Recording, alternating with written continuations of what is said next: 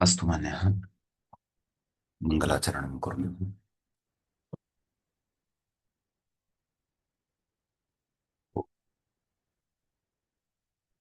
विश्वामित्रे सवितर्दुरितानि परासु वा यद्भद्रं तन्न आसु वा यस्य ज्ञानदया सिन्धोरगाधस्यानघागुणाः सेव्यतामक्षयो धीराः सश्रिये चामृताय च। नमः परमात्मने। नमस्ते वयं महोदय। मान्यः नमो नमः। श्रूयते खलु? आम्। वयम् अमरकोशः इत्याख्यस्य ग्रन्थस्य अ, तत्र वर्गस्य प्रथमकाण्डस्य स्वर्गवर्गं पठन्तः स्मः। अस्माकं क्रमे तत्र अष्टाविंशः पाठः गतपाठः प्रवृत्तः। तस्मिन् पाठे विगतपाठे गरुडस्य यानि नामानि आरब्धानि आसन् तेषां नाम्ना नाम्नाम् अस्माभिः पठनं कृतं। तद्यथा नागान्तको विष्णुरथः सुपर्णः पन्नगाशनः इति। अ, ततः तत्र तावदेव प्रश्नोत्तरादिकं प्रवृत्तम्। इदानीम् अस्माकं क्रमे नवविंशः पाठः आरब्धः भवति अमरकोशः इत्याख्यस्य ग्रन्थस्य। अहं फलकं दर्शयामि। हम्म।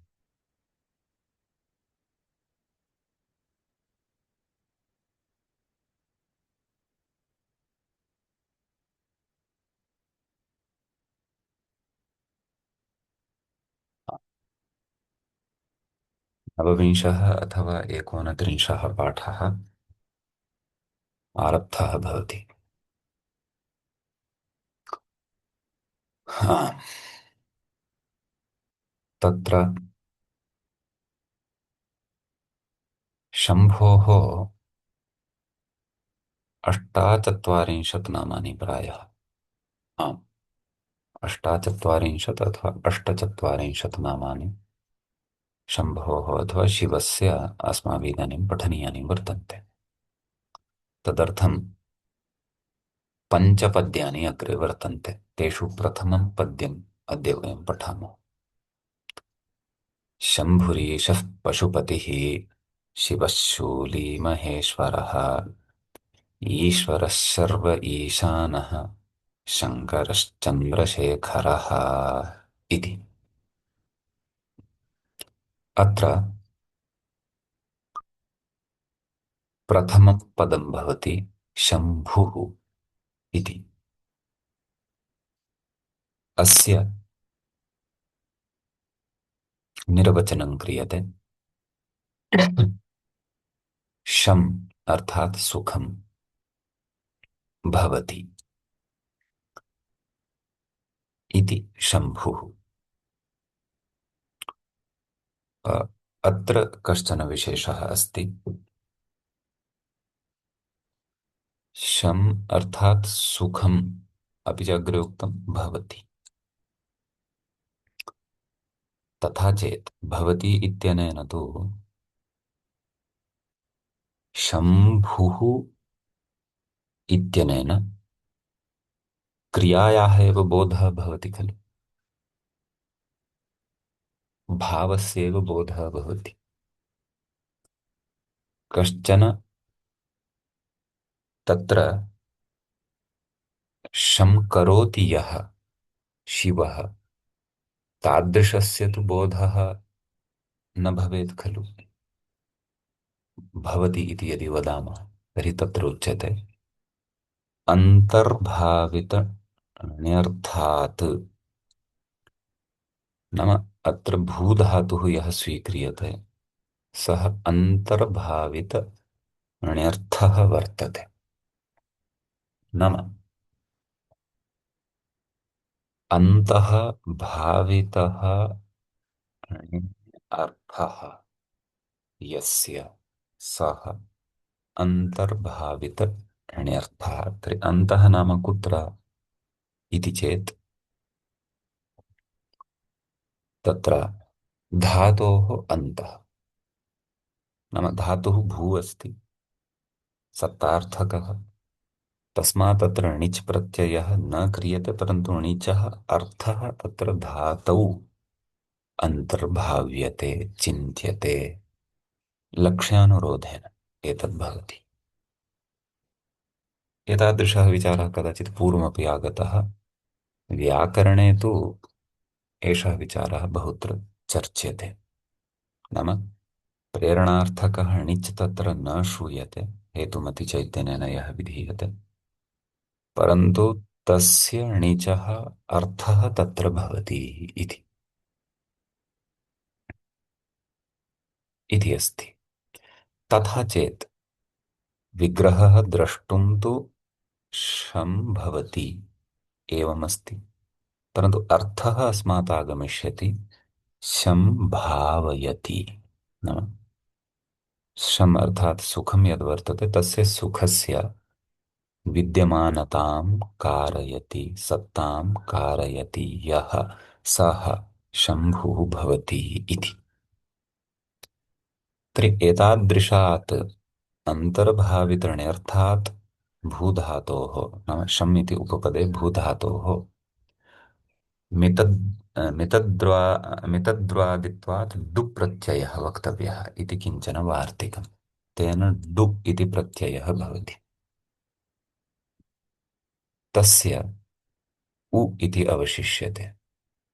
अतः शं भू उ डु प्रत्ययस्य किमवशिष्टम् उ इति। अतः शं भू उ डु प्रत्ययः डित् अतः टेः इत्यनेन टेः लोपः भवति। भू इत्यत्र टिभागः कः उ, तस्य लोपः भवति। शं भ उ मेलनेन शम्भु। शम् इत्यत्र यः मकारः एतद् वस्तुतः मकारान्तम् अव्ययं भवति। तस्य मकारस्य अनुस्वारः भवति। अनुस्वारस्य पुनः परसवर्णत्वेन मकारः एव लभ्यते। अतः अपि वापदान्तस्य इत्यनेन विकल्पेन परसवर्णं भवति। अतः शम्भुः इति अनुस्वारयुक्तं रूपमपि साधु। शं मध्ये मकारं स्थापयामः चेत् शम्भुः इति मकारयुक्तं रूपमपि साधु भवति इति।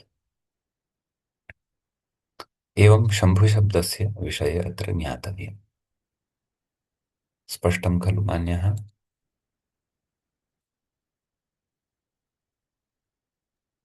आं महोदय। अस्तु। महोदय वापदान्तस्य इत्यनेन अनुस्वारः भवति वा? न न न।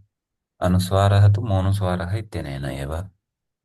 वापदान्तस्य इत्यनेन विकल्पेन परसवर्णः भवति। तेन अस्तु। परसवर्णपक्षे मकारः भविष्यति अनुस्वारस्य स्थाने, परसवर्णाभावपक्षे अनुस्वारः तथैव स्थास्यति। अतः उभयथापि पाठः भवितुमर्हति। शम्भुः इति मकारयुक्तः अपि, शम्भुः इति अनुस्वारयुक्तः अपि। धन्यवादः। एवमस्ति। अग्रिमं पदं वर्तते ईशः। आ,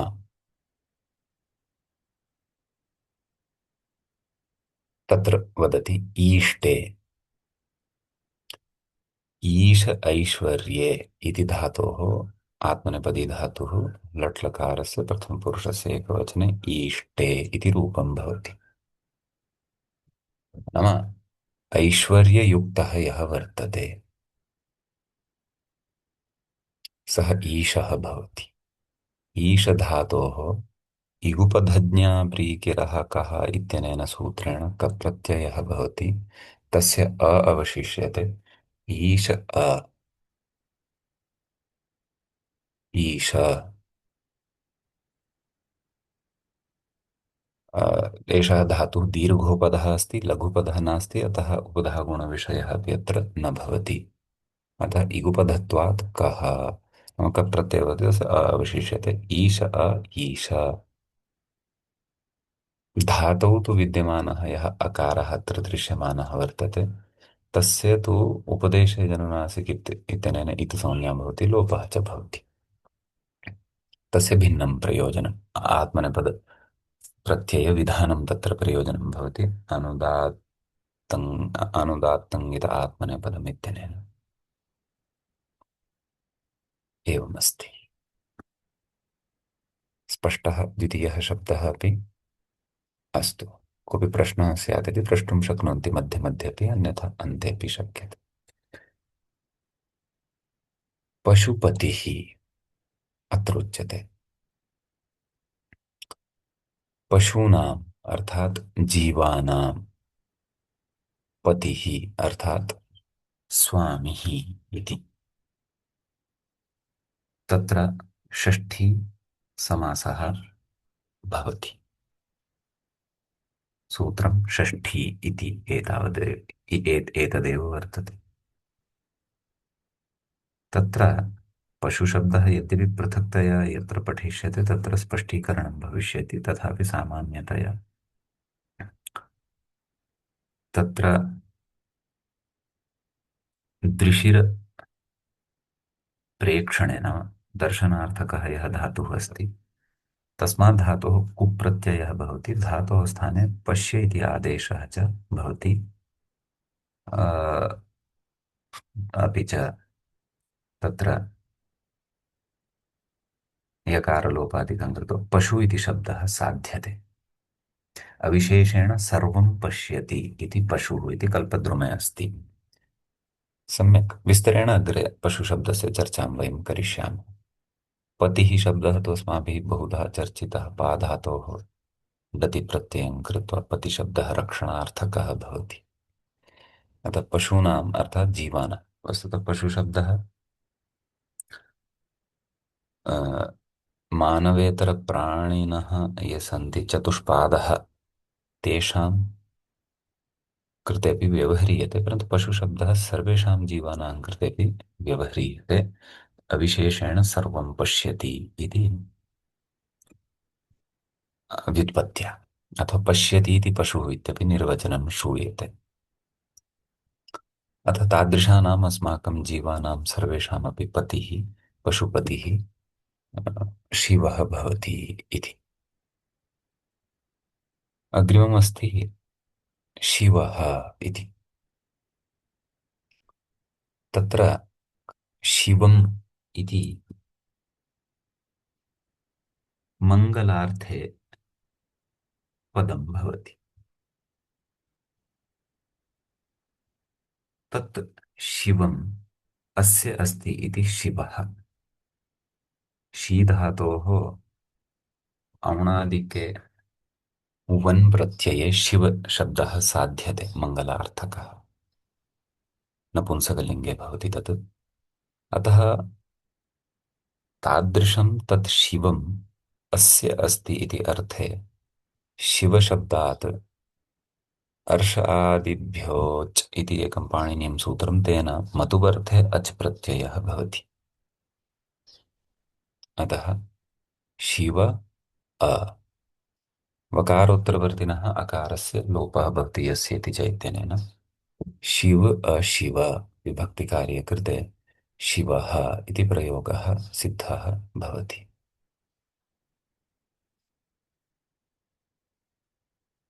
अपरः अपि कश्चन प्रकारः उक्तः वर्तते, शिवयति इति वा। नाम शिवधातोः अत्र आदौ णिच् प्रत्ययः क्रियते, तत् करोति तदा चष्टे शिवि इति अणिजन्तः धातुः निर्मीयते, नामधातुः निर्मीयते, सनाद्यन्तधातुः निर्मीयते, नामधातुः अपि वक्तुं शक्यते। ततः णिजन्तात् नन्दिग्रहि पचादिभ्यो ल्युणिन्यचः इत्यनेन अच् प्रत्ययः विधीयते।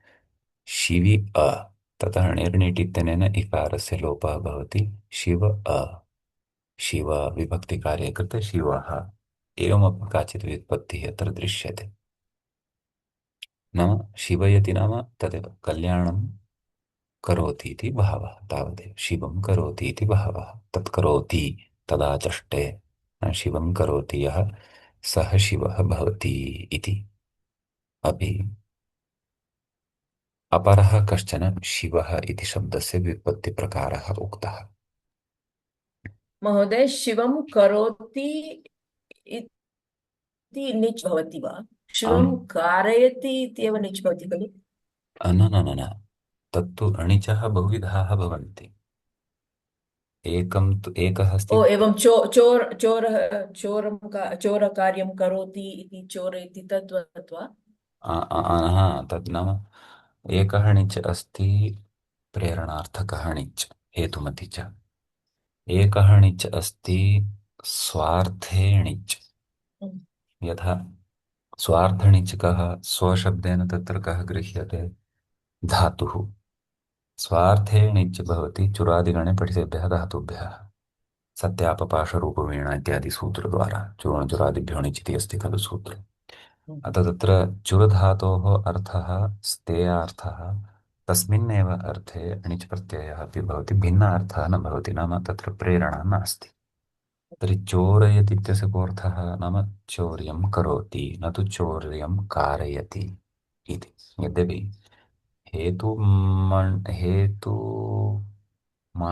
णिच्, तादृशः णिच् यदा क्रियते तादृशे णिचि सति अपि चोरयति इत्येव रूपं भवति। हम्म, क्वचित् भेदः अपि भवति, परन्तु सः तु हेतुमण्णिचः विषयः। यत्र स्वार्थणिचः विषयः तत्र कारयति इति अर्थः न भवति, करोति इत्येव अर्थः भवति।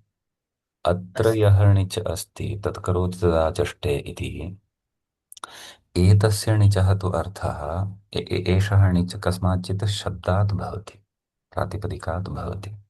अतः यथा शिवम् अस्ति, शिवं करोति इति अर्थे एषः णिच् भविष्यति। शि- वस्तुतः स्वार्थशब्दः स्वार्थणिच् एव एषः, यतः परन्तु किञ्चित् एकः भिन्नः अर्थः अत्र युक्तः, करोति न तु कारयति, तावदेव। अस्तु। अग्रे अस्ति शूली इति।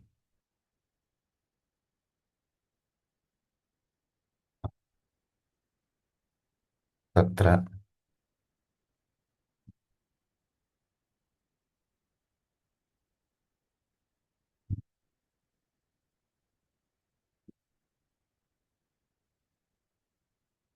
आम्, कुत्र गतम् अस्ति, अस्ति वा?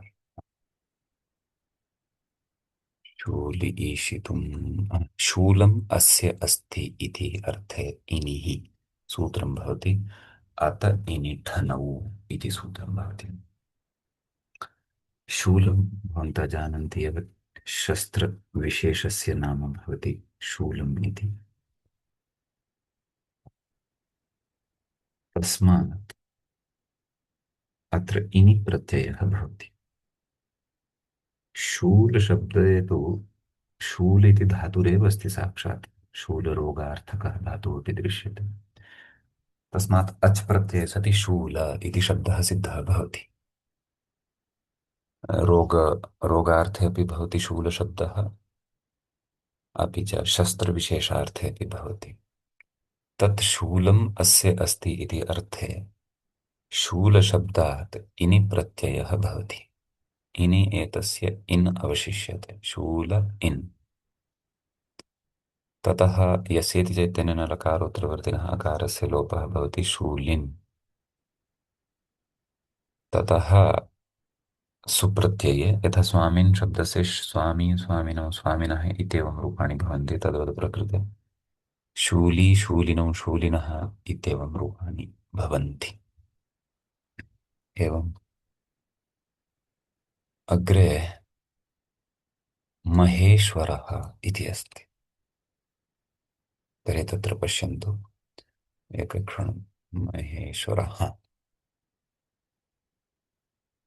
कुत्र महाश्चासौ ईश्वरश्च इति वदिष्यति। हा अत्र पश्यन्तु, महाश्चासावीश्वरश्च नाम महान् च असौ ईश्वरः च कर्मधारय समासः वर्तते।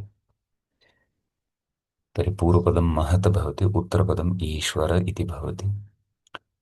सूत्रं पश्यन्तु, किञ्चित् दत्तवान्, सन्महत् सन्महत् परमो सन्महत् सन्महत् हा सन्महत् परमोत्तमोत्कृष्टाः पूज्यमानैः इत्यनेन समासः भवति। अस्तु।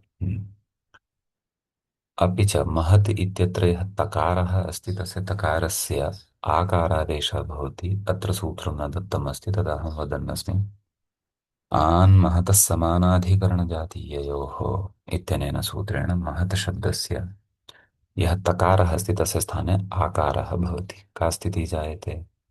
मह आ ईश्वर, सवर्णदीर्घः भवति। महा ईश्वर, ततः आदुगुणः इत्यनेन गुणः भवति। महेश्वर, ततः विभक्तिकार्ये कृते महेश्वरः इति प्रयोगः सिद्धः भवति। समीचीनम्।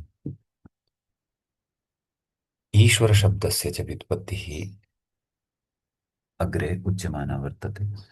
महत् शब्दस्यापि वस्तुतः व्युत्पत्तिः भवति, तत्रापि प्रत्ययौ भवतः मह इति धातुः भवति, तस्मात् अतिप्रत्ययान्तः एषः शब्दः निपात्यते। ईश्वरशब्दविषये तु क्षणमेकम्।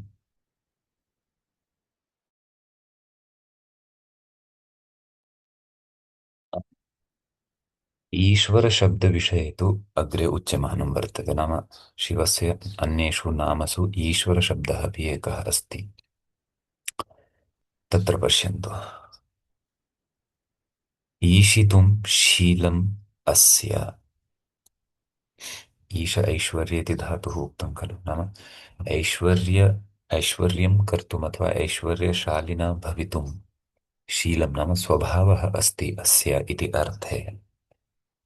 ईशधातोः यः धातुः ईशः इत्यत्र दृष्टः, तस्मात् धातोः स्थेशभासपिसकसो वर्च इति सूत्रेण वर्च इति प्रत्ययः भवति।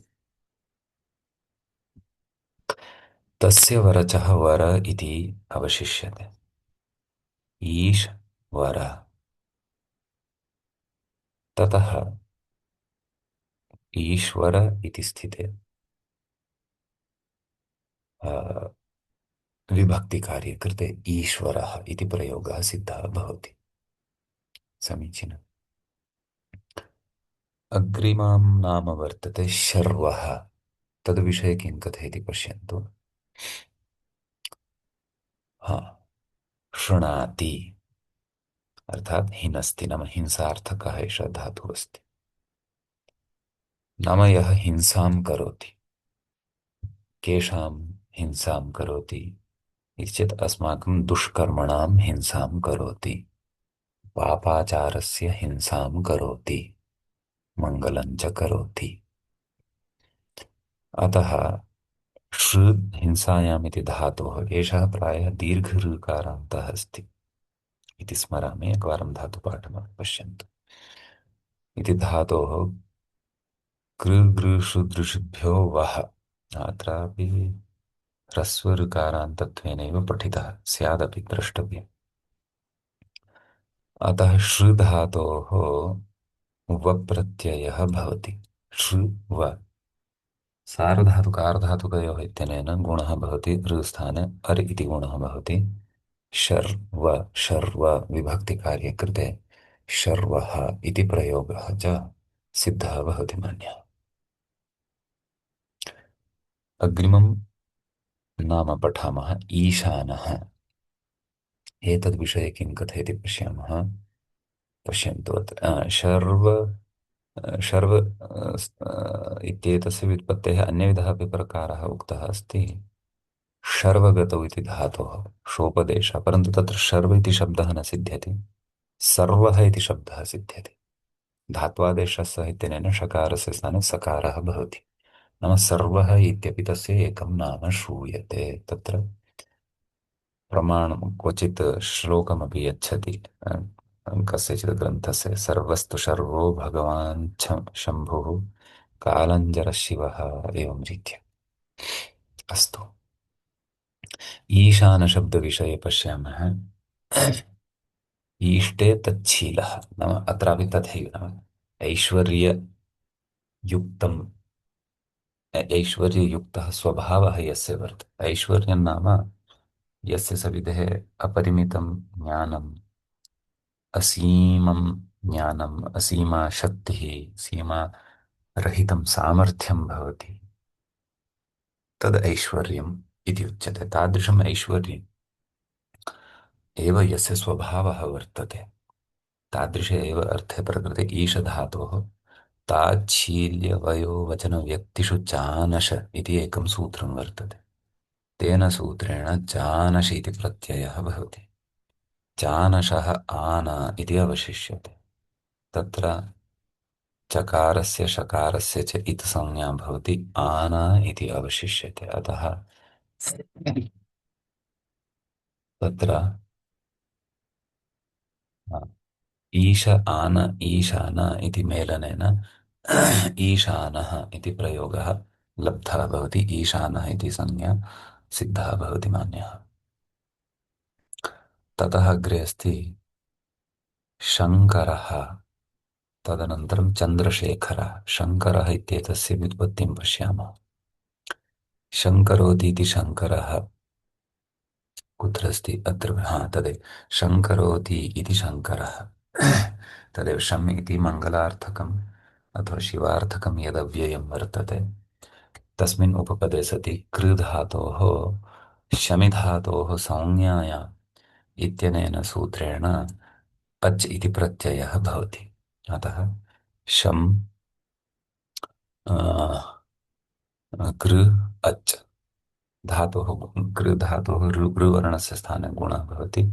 शङ्कर शङ्कर विभक्तिकार्यकृते शङ्करः इति प्रयोगः सिद्धः भवति। समीचीनम्। एवं च तस्य कृते शङ्करः इति वदामः। आम्। ततः चन्द्रशेखरः इति उच्यते। तस्य तु बहुव्रीहिपरतया विग्रहः उच्यते। चन्द्रः शेखरे यस्य सः चन्द्रशेखरः इति भवति। शेखरः नाम शिखाभागः, मूर्धन्यभागः, ऊर्ध्वभागः इति शेखरशब्देन उच्यते। अतः तस्य शिरसि शिखाभागे वस्तुतः तत्रापि शेखरशब्दस्य अर्थे किञ्चित् इतोपि योजनीयं भवति अस्माभिः। तत्र कल्पद्रुमे लिखितं शिखावस्थितमाल्यं। वस्तुतः अग्रे अमरकोशकारः अपि वदिष्यति एतदेव, शिखावस्थितमाल्यं नाम शिखायाम् अवस्थितं यत् माल्यं नाम मालायाः समूहविशेषः, तर्हि तस्य शिवस्य। महोदय न श्रूयते। अस्तु महोदय, हरिः ओम्। श्रूयते वा महोदय? हरि ओम्। शेखरः ततः पुनरेकवारं वदति वा? आं वदामि वदामि महोदय। तदेव शेखरशब्दस्य शिखावस्थितमाल्यम् इति अर्थः दृश्यते तत्र कोशेषु। अपि च शिखाविन्यस्तमालायामापीडः इत्यपि क्वचित् शब्दरत्नावल्याम् उदाहरणं दीयते। नाम अस्माकम् अथवा कस्यचित् शिरोभागे मालानां समूहविशेषः शेखरः इत्युच्यते। तर्हि शिवस्य शिरोभागे जटानां माला भवति, नाम जटानामेव एकं तत्र मालाकृतिरिव भवति। सः तादृशी आकृतिः शेखरः इत्युच्यते। सामान्यतया शिखायां विद्यमानः मूर्धन्यभागः इति वक्तुं शक्यते। अतः तत्र चन्द्रः वर्तते यस्य, सः चन्द्रशेखरः भवति। तत्र शिखिगतौ इति धातोः बाहुलकात् अरप्रत्ययेन शेखरशब्दः साधितः दृश्यते। अग्रे यदा चर्चा भविष्यति तदा वयं विस्तरेण मूले एतस्य विषये इतोपि चर्चां करिष्यामः। तत्र चदि धातोः रक् प्रत्ययान्तः चन्द्रशब्दः अपि निपात्यते अणादिसूत्रेण। अतः चन्द्रः शेखरे यस्य नाम यस्य शिरोभागे जटानिर्मितायां मालायां तत्र चन्द्रः विराजते, सः चन्द्रशेखरः भवति, अर्थात् शिवः भवति इति भावः। अवगतं वा महोदय? मान्यः? आं महोदय। अस्तु। तर्हि अद्यतनपाठं पुरस्कृत्य भवतां यदि कोऽपि प्रश्नः तर्हि पृच्छन्तु, अन्यथा वयं मङ्गलमुखेन अद्यतनपाठम् उपसंहरेम। भूतेशः इत्यादि श्लोकम् अग्रिमे पाठे पठिष्यामः मन्यः। नमस्कारः महोदय। नमो नमः। पृच्छामि वा? आमां वदतु महोदय। अत्र चन्द्रशेखरः इत्यत्र चन्द्रपदं कथं पूर्वं भवति? बालचन्द्रः इत्युक्ते बाले चन्द्रः, अत्र बालपदं पूर्वम् आगच्छति। चन्द्रशेखरः इत्यत्र चन्द्रपदं पूर्वम् आगच्छति। व्यधिकरणबहुव्रीहिः इत्यत्र पूर्वपदं कथम् इति निर्णयं कथं भवति? भवत्याः शब्दः किञ्चित् विच्छेदः जायते महोदय, पुनः वदतु कृपया। एवं वा? चन्द्रशेखर इत्यत्र चन्द्रपदं पूर्वम् आगच्छति। एवमेव चन्द्रमौळी अस्ति, सत्यं किन्तु सत्यं। बालचन्द्रः तदपि व्यधिकरणबहुलिः एव। हा, बाले चन्द्रः अस्ति, अत्र बाले इति सप्तमी पूर्वम् आगच्छति, किन्तु हा, चन्द्रशेखरः, चन्द्रमौळी, इन्दुमौळी अत्र चन्द्रपदं पूर्वम् आगच्छति। हा। मौळी इति सप्तमी पदम् अनन्तरम् आगच्छति। अत्र पूर्वनिपातनं कथम् इति नियमः अस्ति वा? वस्तुतः सप्तम्यन्तं यत् बहुव्रीहौ तस्य तु पूर्वनिपातः भवति, तत्र नियमः अस्ति आम् सप्तमी विशेषणे बहुव्रीहौ। आम् सम्यक्। नाम सप्तम्यन्तं यत् पदं तस्य पूर्वं निपातः भवति, विशेषणं च यत् पदं तस्यापि पूर्वनिपातः भवति। अपि च क्वचित् सर्वत्र एषः नियमः नास्ति। तत्र पूर्वमपि चर्चा जाता आसीत्, गड्वादिभ्यः परा सप्तमी वाच्या इत्यपि अस्ति। गड्वादिगणः कश्चन कृतः वर्तते, तस्मिन् गणे पठितेषु शब्देषु सप्तम्यन्तं बहुव्रीहौ परतः निपातनीयः इत्यपि अस्ति, स च आकृतिगणः। अतः लक्ष्यानुरोधेन येषु उदाहरणेषु सप्तम्यन्तस्य परनिपातः अपेक्षितः तर्हि ते शब्दाः गड्वादिगणे निपातनीयाः। अन्यथा सप्तमीविशेषणे बहुव्रीहौ इत्यनेनैव तत्र सप्तम्यन्तस्य पूर्वनिपातः करणीयः, यत्र यत्र सप्तम्यन्तं पूर्वं दृश्यते इति एकं समाधानं।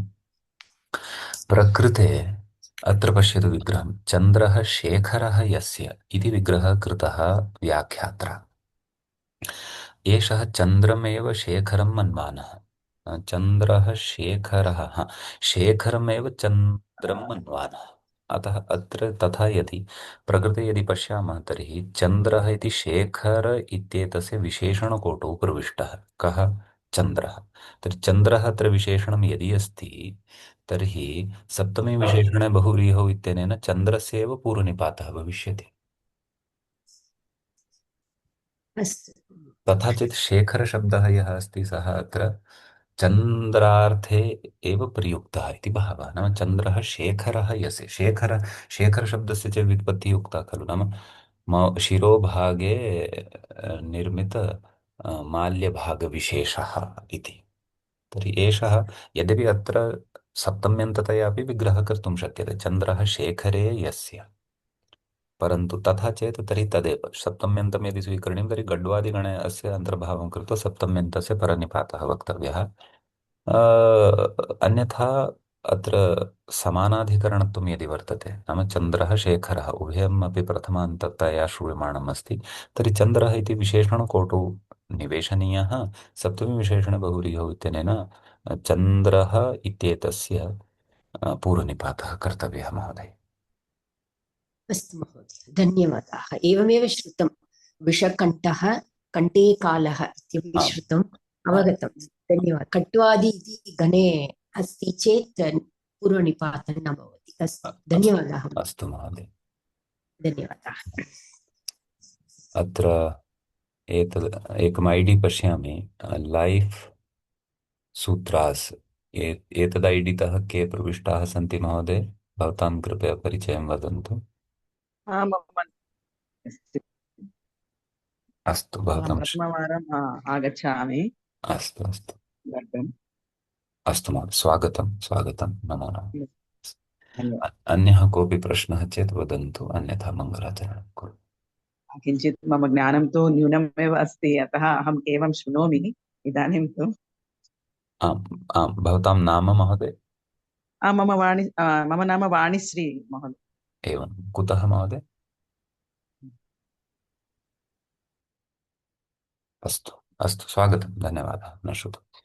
हा, भवतां परिचये अन्येऽपि सन्ति, तान् अपि प्रेरयितुं शक्नुवन्ति कक्षार्थम्। अस्तु, सर्वेषां धन्यवादाः। अग्रिमे वासरे अग्रिमश्लोकमादाय पठामः, मङ्गलाचरणं कुर्मः। यस्य ज्ञानदया सिन्धोरगाधस्यानघा गुणाः सेव्यतामक्षयो धीराः सश्रिये चामृताय च। एवञ्च अमरकोशः इत्याख्यस्य ग्रन्थस्य प्रथमकाण्डस्य स्वर्गवर्गस्य एषः नवविंशः पाठः अस्माकं क्रमे सम्पन्नतां गतः। अग्रिमे पाठे अग्रिमं विषयमादाय उपस्थिताः भविष्यामः।